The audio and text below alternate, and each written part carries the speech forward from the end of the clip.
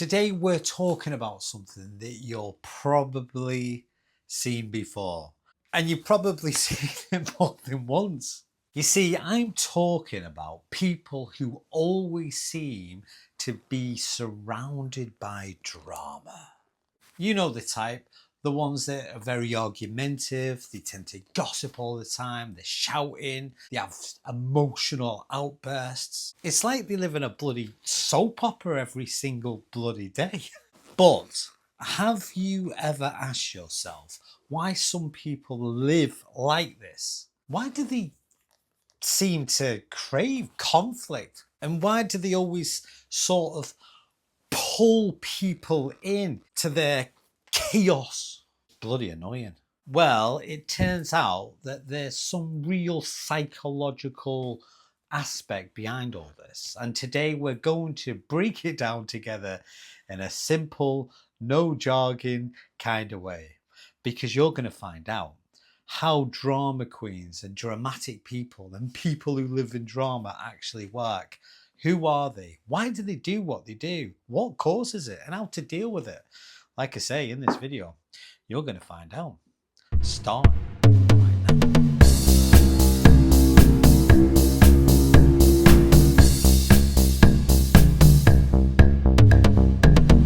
Okay, let's start with this.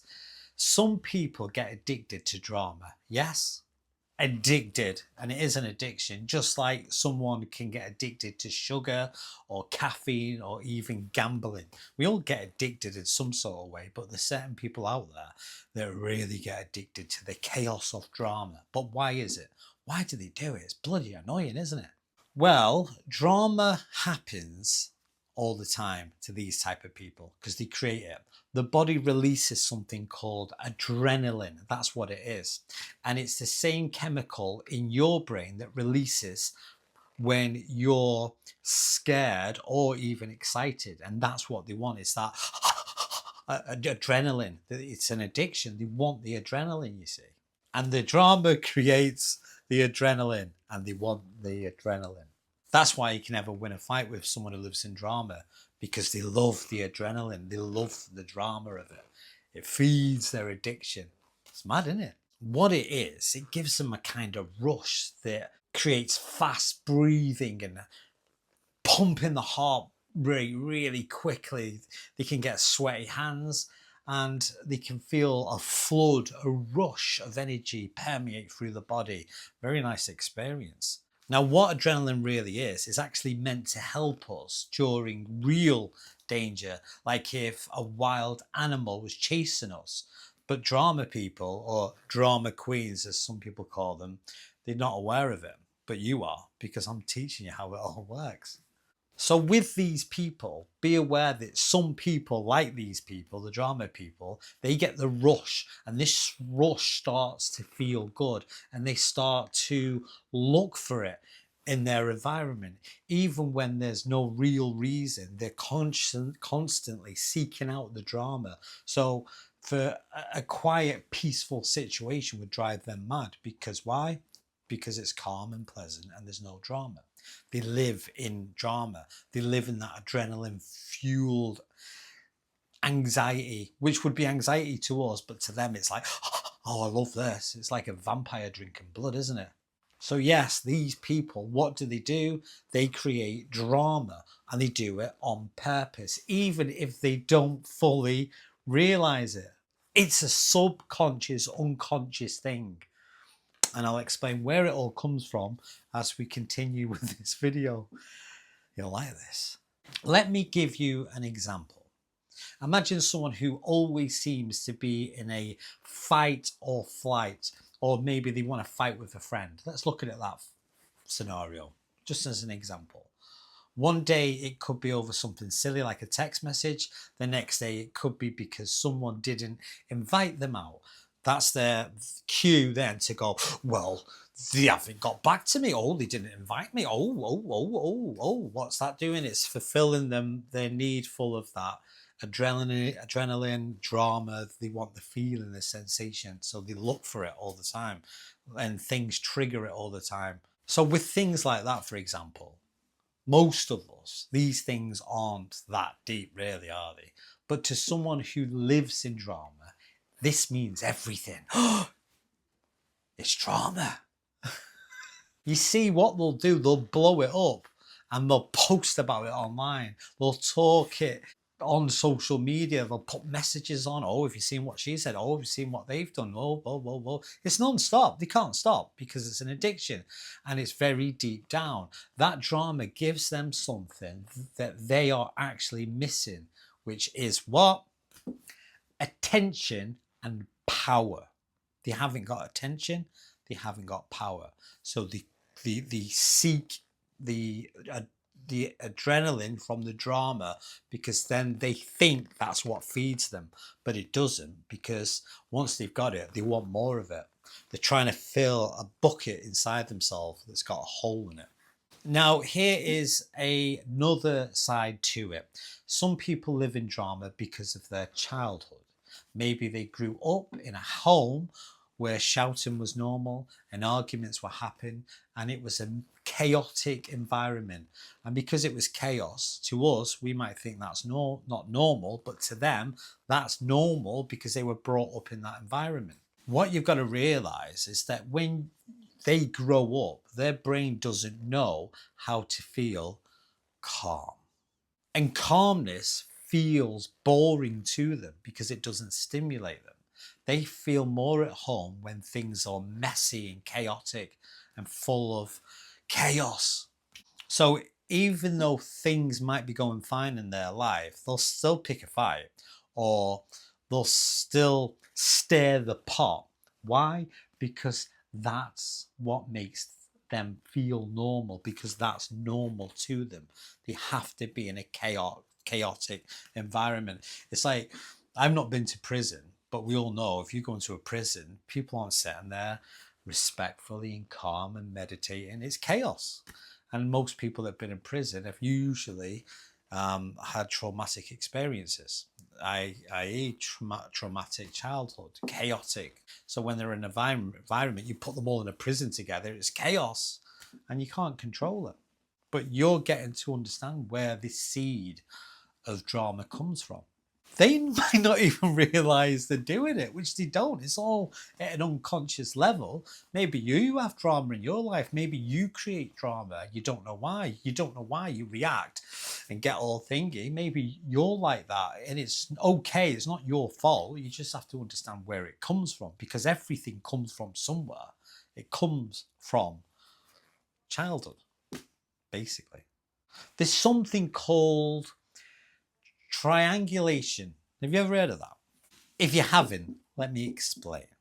Triangulation is when someone pulls a third person into a problem that should only be between two people. For example, let's say a random name, Sarah and Lisa have a small argument together. Instead of it sorting it out between themselves, which they should do, what Sarah does, she goes and tells James, hoping he'll take her side. That's called triangulation.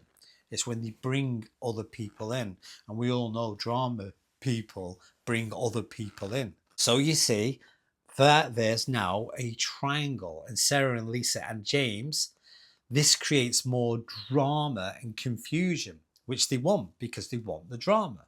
They want the adrenaline, the chaos. And people who live in drama use triangulation to stay in control. It lets them manipulate the story and gain sympathy. What is sympathy? Attention. And feel important. What is feeling important? Attention. Here is another big one. Some people create drama to avoid dealing with their real problems, the real stuff. Let's say someone is unhappy with their job or they're feeling lonely at home. Instead of facing those feelings, they'll start to fight with a friend or stir up gossip. They can't bloody help it. Why? Because it's easier to focus on someone else's problem than their own. What drama does to them, it becomes a distraction. It keeps them busy so they don't have to look inwards or feel the emotional pain. because they're trying to avoid it. That's why they want to drink the adrenaline. Now, let's be clear. Not everyone who's involved in drama is going to do it on purpose. Some people are just caught up in a bad habit, or they don't know any different. But when it keeps happening over and over and over again, it's a sign that something deeper is going on. These people often lack emotional control. They don't know how to process their feelings in a healthy way. So instead of thinking things through, they act out, and they do it loudly and usually publicly. You've seen that, haven't you? You've been in a town centre and next minute you see some woman screaming her head off about all the problems. They call it putting your dirty laundry out, don't they? You see it all the time. Another thing to understand is that drama gives people false sense of importance. It ain't real. When someone is at the centre of a dramatic story, they feel needed. People who are texting them or calling them or asking them, what happened? What happened? They love it because now they're the centre of attention. They're getting people's attention, and that's what they want. They want to feel wanted. They want to feel seen. Again, it all comes back from childhood. Now, here's the scary thing about this. Even if the attention is negative, it's still attention. And for someone who feels invisible or unimportant, that attention can be very addictive. Now, you might ask, can people like this change? Well, the truth is, yes, they can, but only if they want to, and only if they can get honest within themselves. They have to face the truth, get real, stop looking outside for attention, and go inwardly. That's the only way they're going to do it. But they don't want to do that. And why is that? Because it bloody hurts. It's painful. Why would you want to go towards something that's painful? They need to learn how to sit with calmness and handle their emotions in a healthy way and not feed this conflict over and over again. Sometimes therapy helps. Sometimes just talking to a friend or maybe taking a step back from the situation and realizing that there is a pattern in these habitual things that they're doing. Again, they're having this emotional response. They're addicted to the adrenaline. Now, if you're watching this and you're thinking, wow, I know someone who's exactly like this, or maybe, I've done a few of these things myself. But don't worry, it's fine. This isn't about judging anyone. It's about understanding the way and why these things happen behind people's behaviour. So if you do it, there's always a thing behind the behaviour. There's always a trigger, okay? If you've got an outcome, there had to be an income, something programmed that behaviour. It came from bloody somewhere. You know this. When we understand it, we can make better choices. We can set boundaries. We can protect our peace. And that's what it's all about. That's what happiness is, isn't it? It's peace within yourselves. And that's what we're searching for. We all want this calmness, this calmness.